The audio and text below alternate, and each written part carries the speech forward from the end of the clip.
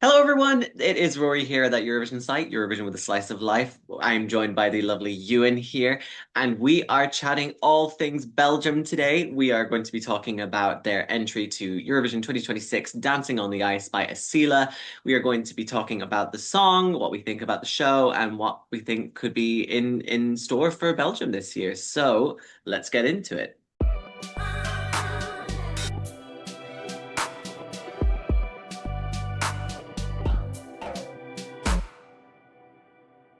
So I guess just to kind of get started with this, obviously now, after hearing nothing for basically ages, then and some potential threats of withdrawal, obviously as well. RTBF have confirmed that they will be participating and they will be not hosting, they will be taking part at Eurovision 2026 with their song "Dancing on the Ice" by ESSYLA.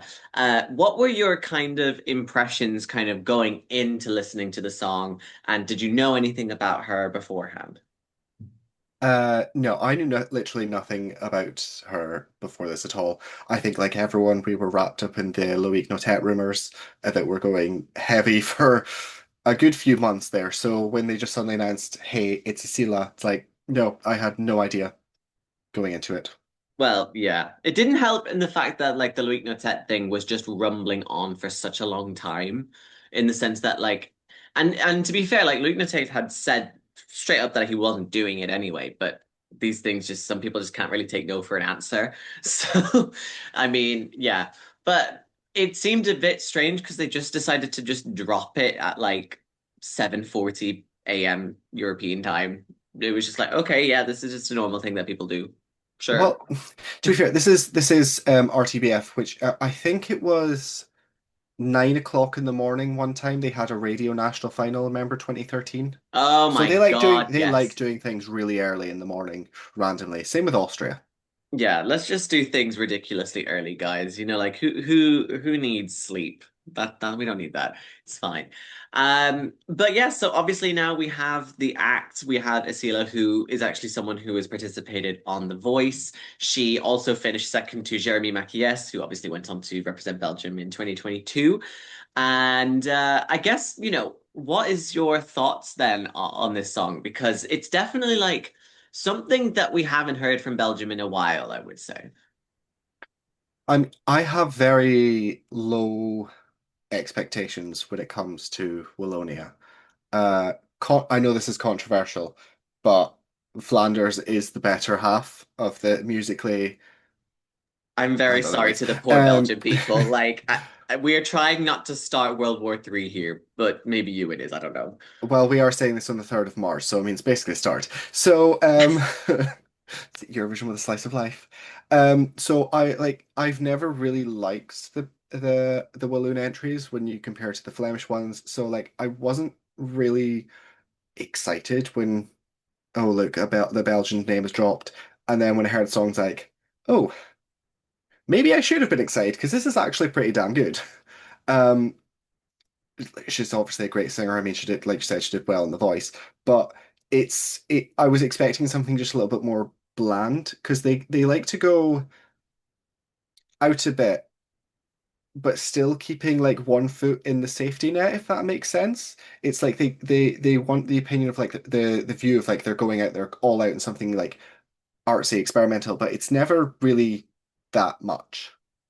So this feels a lot more out there, which I think I've said out there too many times. Is it out there? Do you think it might be out there a little bit? Yeah, out on the Um, ice. yeah, on the ice. Yeah, she's dancing on it. That's fine. Yeah, I have to say, like, I hadn't had much in the way of any expectations about Belgium, just because, like, they were so in and out of even whether they were even going to take part this year that like I was just happy that they'd settled on something. Obviously, there's still ripple effects from that going on, and we'll obviously have to deal with that as and when the time comes. But I was excited to see what they had once, like, because I'd heard people talk about it on social media, saying that this is kind of good. There's something, but I hadn't listened to the song as soon as it came out. So, yeah, when I actually listened to it, I was quite impressed, to be honest. I was kind of like, this is dark. This is kind of a little bit electropoppy. There's a little bit of a like a grit to it in a way, but it's still really danceable and it's still something that you can still listen to and get into a good groove with.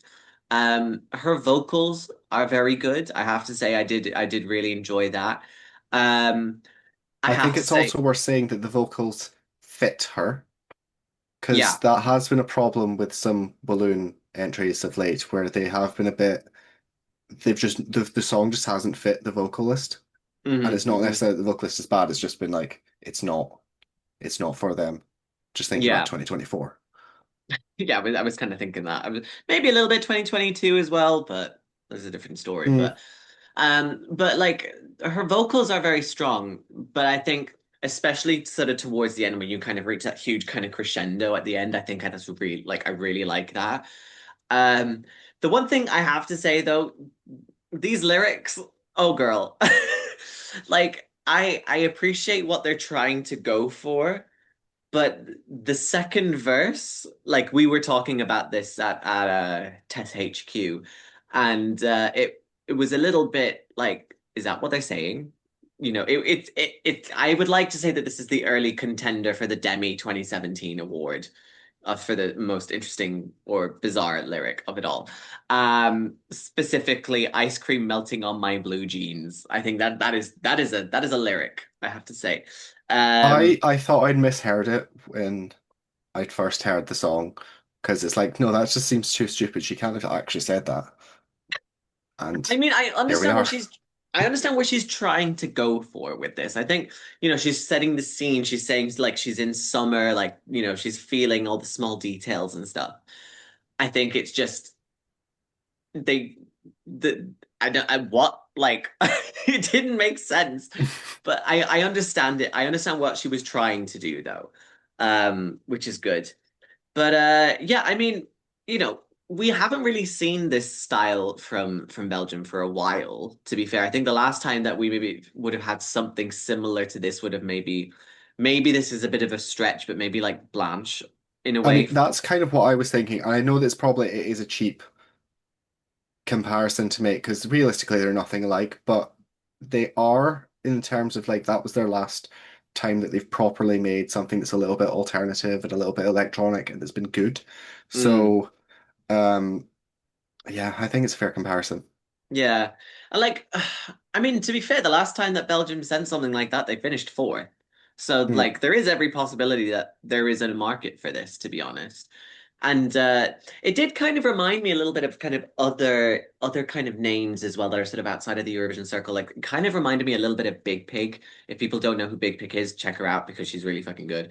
But like it's just that sort of style, that kind of playing with the electronics and that kind of thing. But I think, you know, there is It's a genre I'm something, surprised we've not had a lot more of, yeah, like because there's such a big scene in so many other countries as yeah. well. I think the problem is that you run the risk with electropop is that it can either hit really, really well or it can fall flat on its face. Like you can get a Blanche City Lights kind of thing, or you can get a Weird Dummy, like in terms for results. I'm not saying that Mhm. like either of those songs are bad or anything, but just depending on how it's produced and how it's staged, it can be a big risk and a big gamble. Um, so yeah, so like, how do you think then this will get to Eurovision now? Like, how do you think it will perform? Do you think Belgium has a shot of placing well? I think this does it's definitely qualifying. I know we don't have all the songs yet, but it just feels like it's going to hit a niche and it's going to be performed well. Because like when Belgium have not qualified, it's not really because of bad staging. They Yeah. they can take any song and they can stage it well. It's just other circumstances have led them to be not qualifying. Like they know what they're doing that, and I think that they will have a good they'll have a good team behind this and know what to do. I think the range for this one though, when it gets to the final, like it's like what you're saying with We Are Domi, this could be something that I could see coming fifth to 20th. I think there's definitely going to be a niche, so it's not probably not going to be in like the bottom five. Yeah. I do think this is one of those ones where the jury are probably this is because they like to latch on to something that's not typically a jury song and all coalesce around it. And I feel like this could be the one that does it. So maybe it could get a decent amount of like eights, and that sort of votes for them, and then maybe get to the top 10. But yeah, solid qualification. I would probably hazard a guess, say like ninth, if we were to put it on the spot. Okay. Okay. It sounds like it's pretty good to be fair. Mhm. I mean, for me, like okay, so Belgium is in semi-final one, and from what we're seeing already, based on the songs that have already been selected, like a lot of the songs that are in semi-final one are a lot more upbeat, and a lot of them are a lot more kind of fan favorites. So, for example, we're talking here, we're talking Finland, we're talking Greece, we're talking Croatia, kind of in the mix in there too. And I I think it will stand out because it's that kind of mid-tempo, like it's the kind of the darker side, but it's still accessible. Like it's not dark to the extreme of like Serbia, for example, but it's also not like happy clappy, nothing there. Do you know what I mean? So I think it will have an audience for it. Um, I think it will qualify, which is good because Belgium have been due a qualification for a few years now. Uh, I can see it placing kind of maybe just outside the top 10, depending on how they stage it, because I like the visuals where they're going for in the music video, but it doesn't fill me with much hope that she's kind of like a big dancer. It seems like she's kind of one of these people who kind of just stands and everyone does things around her. So maybe the, But I think that's going to be better because if you're not a dancer, just stand. Because so many times where you just have like acts trying to dance along to something mid or more upbeat or dancey, and they can't keep up with it, and it just ends up looking a bit rubbish. So her standing perfectly still with everything around her going a bit more chaotic. I think that would be the best choice. okay, yeah. I mean, I think that's a good idea. I think it's just you have like when you have an upbeat song, I don't know, and if it was me, I would want to try it like feel my way through the song and sort of like enjoy that and like kind of get into the rhythm. But maybe like it really just does depend if she's that comfortable to do that or not. Um I I hope, fingers crossed, that she would do something maybe a little bit small. But I think this will lend itself well to good camera work. I think if this is like one that has like really kind of fast shots, so like, maybe some interesting sort of aspect ratios and stuff like that. I know we're really getting into like the deep stuff about this, but like I think I think there's an opportunity for some really interesting staging here. And Belgium doesn't, like how you said, Belgium doesn't like ruin their staging that often. The last time that they had a bad staging was what, 2019? So like I would say that I know that a lot of people will be not happy with that, but that's I just mean, how I it. like the song, but the staging is completely unforgivable.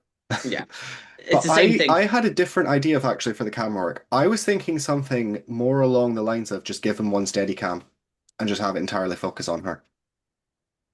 So like kind Maybe of taking the Marina Sati I approach. well, Maria Sati was the one I was thinking of. Obviously not to the same style because that wouldn't work, but or Yeah. something like Cloud with his this last year. Like something Mm, purely focused on her, maybe not as zoomed in, but her connecting with it because she seems to work well on camera. And I feel like mm, that's something you should utilize. I wouldn't go for a big show for this. yeah.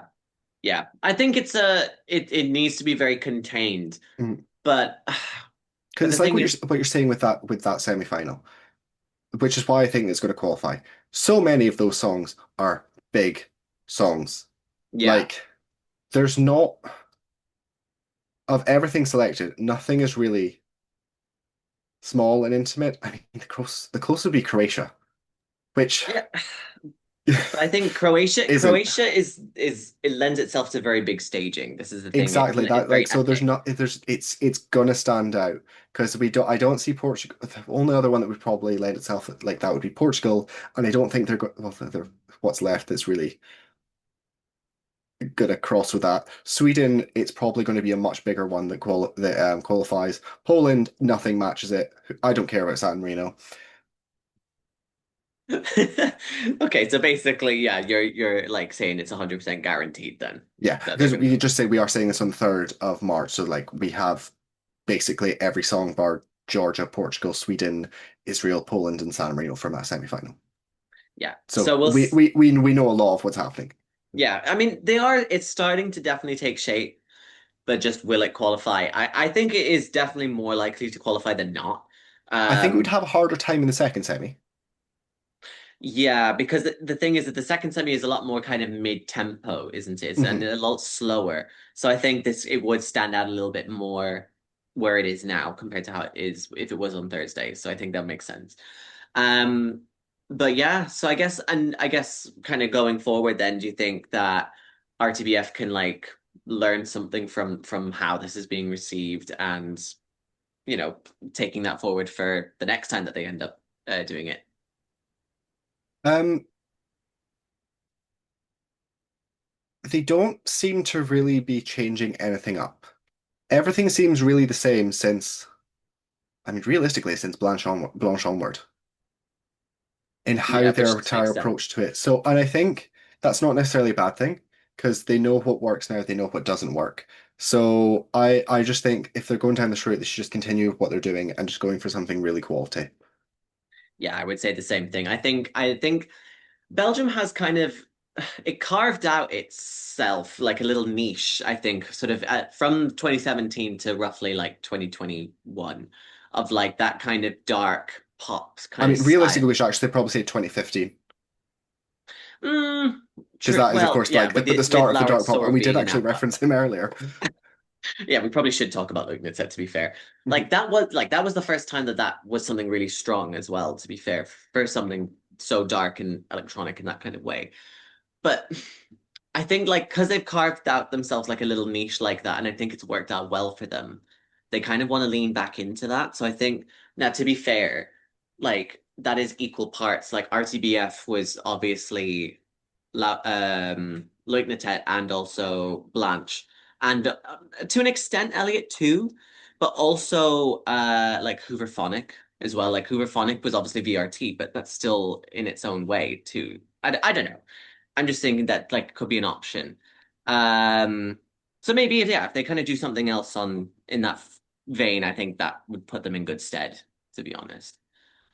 'Cause I Um, think the thing with Belgium is because it's one on, one off, it is a little bit more difficult to probably sustain it if they were to ever go away from this one into like a national final format.